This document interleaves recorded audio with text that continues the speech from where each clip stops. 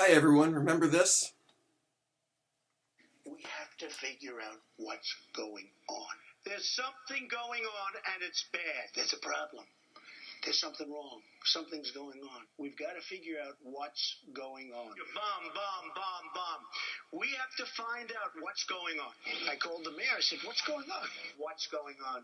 What is going on, Mika? President Obama, where he refuses even to use the term of what's going on. I said, what's going on? We have to find out what is going on. What the hell is going on? What's going on? What's going on? What's going on?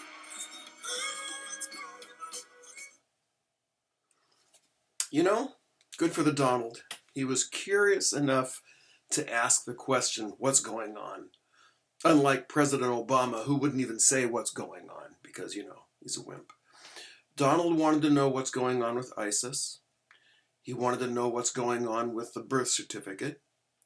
He wanted to know what's going on with the Mexicans streaming across the border. He wanted to know all these things. He was genuinely curious. So curious that they decided to make it into part of his campaign with this ad. Well, good for him. I'm glad to hear that. But with this other situation that's just popped up recently, this Russian hacking story, he doesn't want to know what's going on. They're not quite so curious.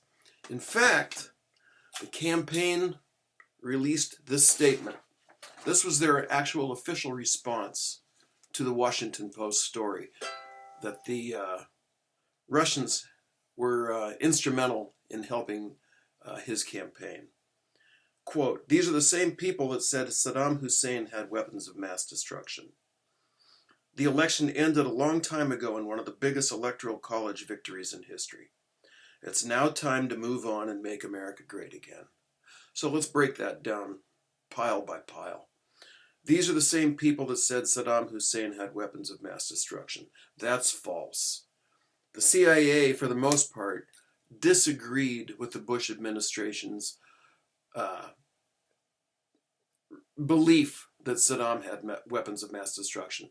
They pressured George Tenet into caving, which he did, and when they found out there were no WMDs, he fell on his sword. So that right there is a lie. The election ended a long time ago in one of the biggest electoral college victories in history. Yeah, the election ended a long time ago, 1 month ago, unlike Hillary's email in Benghazi, which ended how long ago?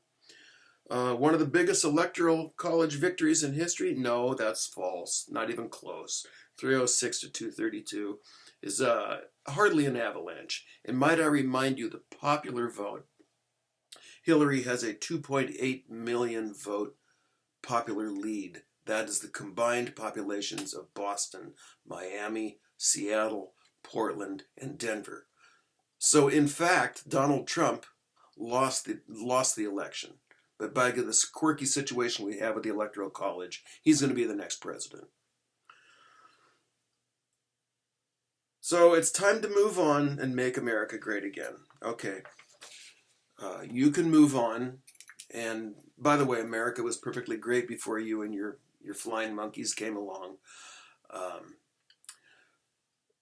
What we're asking for, and by we, I mean those of us who disagree with your fascist policies and the fact that you're going to be the next president, which we've accepted. It looks like it's going to be in the bag. There's not much we can do about it now. What we are asking for is a hold on the Electoral College to reassess the situation until the president's report can be reviewed. The president has commissioned a report to find out what's going on with this Russian hack story. If in fact Putin or some of his cronies hacked our election, that's one thing. If in fact they did it with cooperation from the Trump campaign, say, through this Manafort guy, Paul Manafort, who was pretty in deep with Putin and his boys, then we're talking a whole different kettle of fish. Something that borders on treason. The American people have a right to know whether or not their elections are fair and held as they're supposed to be, not cooked by foreign dictators.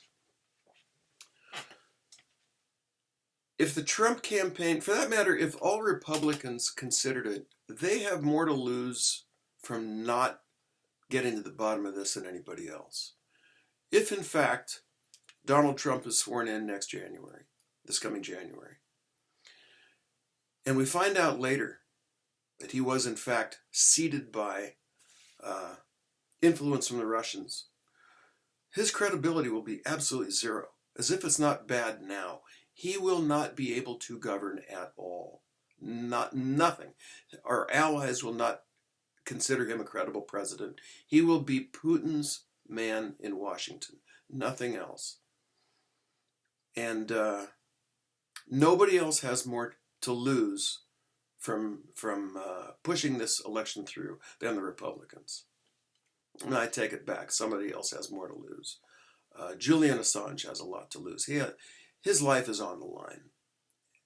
And by that I don't mean some angry Democrat is going to hunt him down and kill him. That's not the way we work. I do believe that Julian Assange miscalculated when he got in bed with the Russians. The Russians now, their main interest is going to be in making sure that Julian Assange doesn't talk too much. And if Assange doesn't think they can get to him holed up in the Ecuadorian embassy in London, then he hasn't been paying attention. That polonium gets in everything. So work with us, Republicans, and you too, Mr. McConnell. It's in your interest to make sure that this election is certified legitimately. Let the electors reassess after the president's report is released, the investigation into the election. And if that means deferring it 30, 60, 90 days, so be it. We need to know what's going on. We need to know what's going on. Your man said it best. Let the election go forward. Let the chips fall where they may, but let's get it all out there. Because this whole situation stinks to high heaven, and our democracy is on the line.